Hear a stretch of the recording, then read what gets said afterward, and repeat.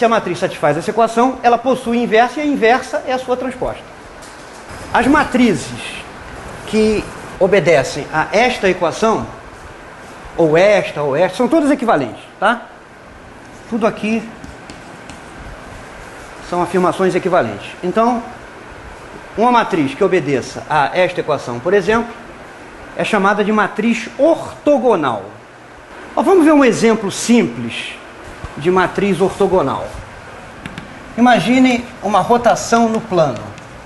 Então imaginem aqui dois eixos, x1, x2, que vamos chamar de fixos no espaço, e um outro sistema de eixos que tenha sido girado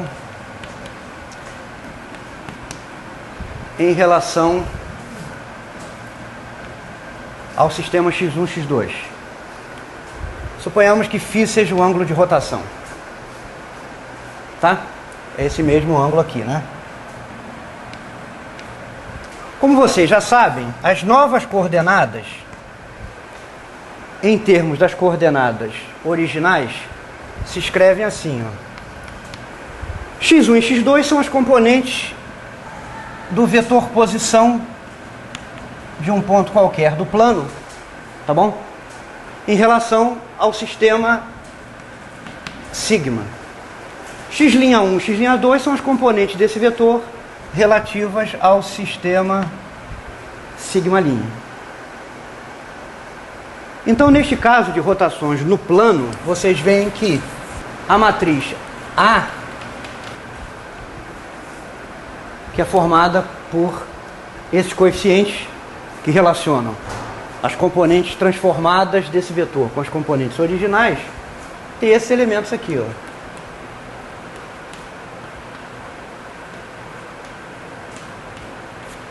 É imediato verificar que essa matriz satisfaz essa equação aqui. Tá bom? E note também outra coisa que seria de se esperar. Essa matriz é ortogonal. Satisfaz essa equação. Notem o seguinte: a transposta de A é obtida trocando linhas por colunas, né? Então, por exemplo, essa primeira linha aqui passa a ser a primeira coluna, cosseno de φ, seno de φ. E esta linha passa a ser a coluna, menos seno de φ, cosseno de φ. Mas essa matriz transposta de A é também a sua inversa, porque toda matriz ortogonal tem a propriedade de que sua inversa é igual à transposta. Então, isto aqui também é igual à inversa de A. Mas observem que essa matriz inversa que está aqui pode ser obtida da matriz A simplesmente fazendo o seguinte, ó, no lugar do ângulo φ, substitua menos φ. E vejam se não funciona.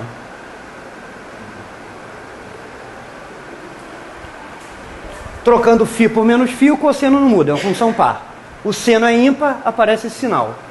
Φ por menos φ elimina o sinal menos. E aqui não muda nada. Por que isso? Isso seria de se esperar? Ou é uma mera coincidência? Pensemos na interpretação da matriz A. Qual é a operação que essa matriz A executa?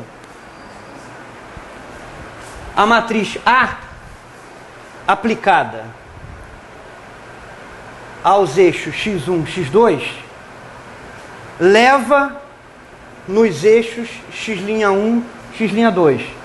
Ou seja, essa matriz A executa uma operação de girar os eixos coordenados de um ângulo φ. O que nós esperamos que a matriz inversa represente? Ora, se o A gira os eixos de ângulo φ, o que tem que acontecer para nós desfazermos esse resultado? Girar do mesmo ângulo no sentido oposto. Então, para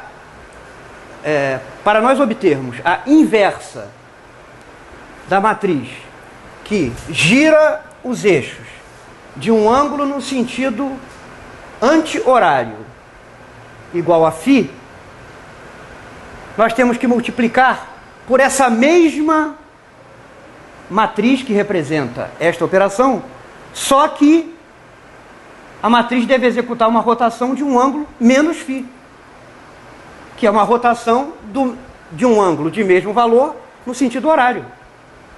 Então isso aqui não é uma coincidência, é o que deveria ser, não poderia ser diferente.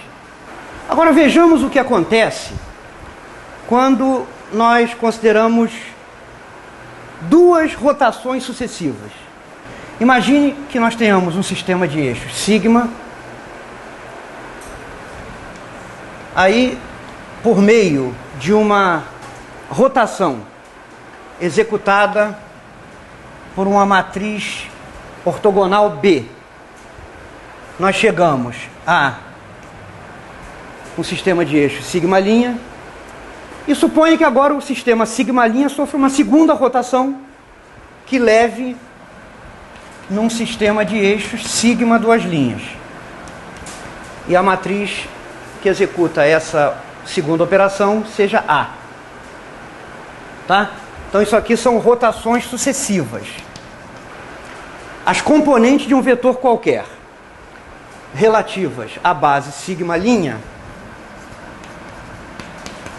são dadas em termos das componentes relativas à base sigma, né, pelo produto da matriz coluna, formada pelas componentes na base sigma, pela matriz B, que executa a rotação.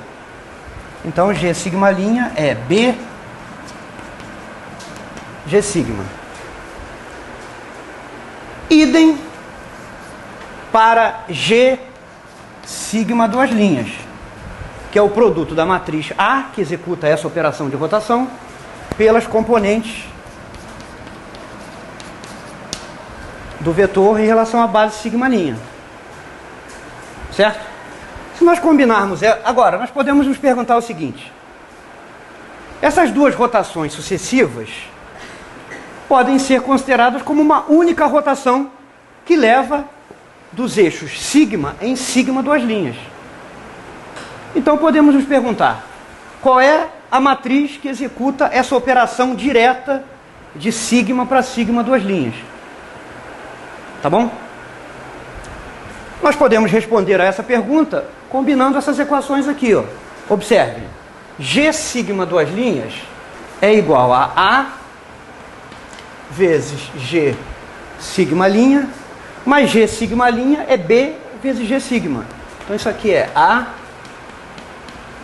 B, G sigma. Isso aqui pode ser considerado como uma operação executada por uma matriz C que leva as componentes do vetor relativamente a sigma em suas componentes relativamente a sigma duas linhas. Logo, essa operação direta que leva sigma em sigma duas linhas é executada por uma matriz C, onde, evidentemente, C é o produto AB. Então, a matriz associada a duas rotações sucessivas é o produto das matrizes nesta ordem. Observem que a matriz que aparece mais à direita corresponde à primeira rotação. A matriz que aparece à esquerda é a matriz da segunda rotação. Tá? E vocês sabem que o produto de matrizes não é comutativo. Então, a ordem não pode ser alterada aqui. Esta é a ordem.